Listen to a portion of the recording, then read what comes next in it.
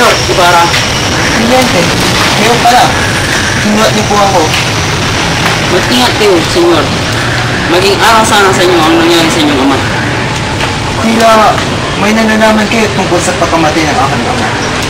Maliban niyo sabihin sa akin. Wala ba kayong nalalaman? Sa pagkakaroon ko, ang inyong ama ay namatay sa loob ng bilangguan. Sa bilangguan? Bakit po siya nakulong?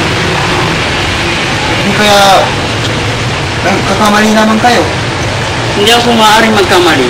Ang inyong ama ay namatay sa bilangguan. Si Rafael Ibarra, siyang napagbintang ng Erehe at Filibustero ni Padre Damaso. Maaari ba niyo sabihin sa akin ang buong pangyayari? Paano po siya nakulong? Noon ay mayroong isang Kastilang mangmang at masamang ugali na naging kolektor ng buwis.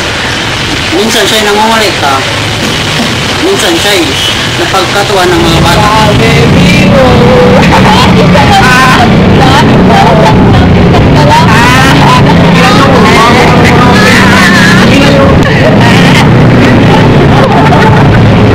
Anong tama mo? Nagbibiro lang po ako.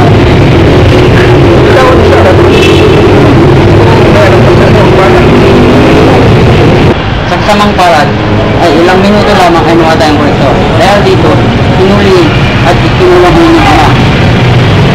Tinakil siya ng lahat at pinagsintangan ng kung ano-ano. Dahil sa kabiguan niyang makalaya, nasira ang kanyang kalusugan at sa bilungguan na namatay.